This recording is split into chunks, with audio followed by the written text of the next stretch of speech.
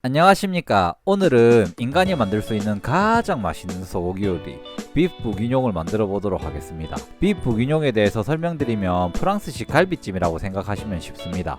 하지만 부기뇽이라고 부르려면 몇 가지 조건이 필요한데 그것은 마리네이드 하면서 가르쳐 드리겠습니다. 마리네이드 할 때 불고뉴 즉 버건디 지방의 와인을 사용해야 합니다. 버건디 지방의 와인을 사용해야 비프 부기뇽이라고 부를 수 있습니다.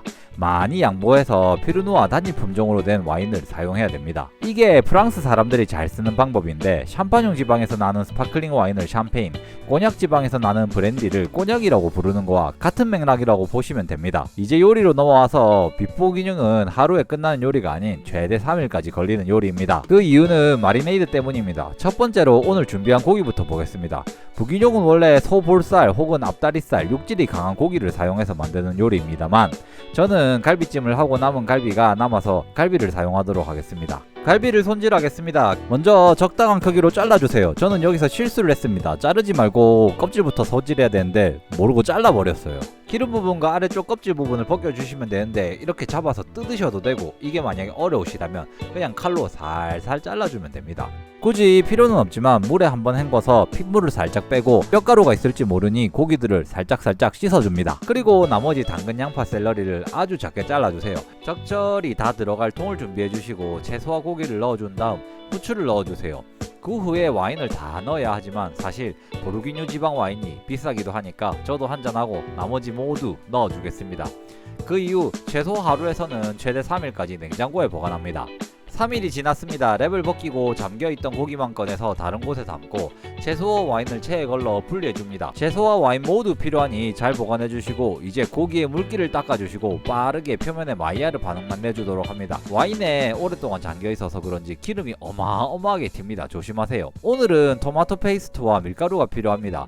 고기에 밀가루를 입혀서 팬에 한 번 더 구워주거나 오븐에서 180도에 5분 정도 구워주면 됩니다. 채소는 팬에 수분이 죽을 때까지 볶아주시고 약불로 낮춘 다음 토마토 페이스트를 넣은 뒤 잘 볶아져 기름이 나올 때까지 조리해주세요. 원래대로라면은 송아지 혹은 소고기 육수를 사용해야 되지만 구할 수가 없어 치킨 스톡과 굴소스를 사용하겠습니다.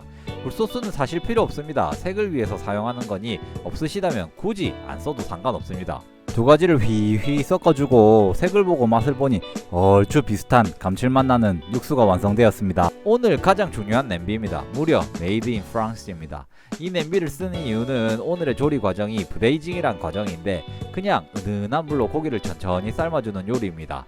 그 방법에 특화된 냄비입니다. 만약에 없다면 그냥 뚜껑 있는 냄비 아무거나 사용해도 상관없습니다. 준비된 채소와 고기를 넣어주고 따로 보관했던 와인, 만들어 두었던 스톡을 넣고 물에 살짝 잠길 때까지 넣어주세요. 그리고 가스불로 팔팔 끓인 후로 180도 오븐에서 1시간 조리하겠습니다. 그럼 비프 부기뇽의 첫 번째 단계가 끝난 겁니다. 자, 이제 무엇이냐? 기다리는 거 아닙니다. 그동안 같이 먹을 가니쉬를 준비해 보도록 하겠습니다. 당근, 샬롯, 양파, 감자, 베이컨입니다. 감자는 절반을 메쉬로 사용하고 절반은 가니쉬로 사용하겠습니다. 미니 양배추는 귀엽죠? 한국에서도 특별 채소 취급하는 데서 구할 수 있습니다. 근데 특별한 맛은 없습니다. 그냥 귀여워서 사보았습니다. 샬롯과 당근은 감자와 비슷한 사이즈로 잘라주겠습니다. 고기가 조리되는 1시간 30분 동안 모든 가니쉬에 손질을 마쳐야 하니 빨리빨리 해보도록 하겠습니다. 아, 깜빡했는데 허브들을 냄비에 같이 넣어주도록 합니다. 첫 번째로 메쉬를 먼저 만들어 보도록 하겠습니다. 메쉬에 대한 과정은 빠르게 진행하겠습니다. 자세한 내용은 우측 상단에 이전 영상을 확인해 주세요. 감자를 마늘과 허브와 함께 삶아준 뒤 뜨거울 때 빠르게 껍질을 벗겨내 줍니다. 장갑을 2겹을 껴도 너무 뜨겁네요. 체에 감자를 빠르게 걸러줍니다. 전분 때문에 블렌더 사용 못하는 거 다들 기억하시죠? 체에 걸은 감자를 크림과 버터를 이용해서 농도를 잡아줍니다. 그리고 이렇게 부드러운 메쉬를 한 번 더 고급지게 만들기 위해 체에 걸러주면 메쉬는 완성입니다. 오늘은 터닝 나이프라는 셰프들이 가니쉬를 손질하는데 용이한 나이프를 가지고 손질을 하겠습니다.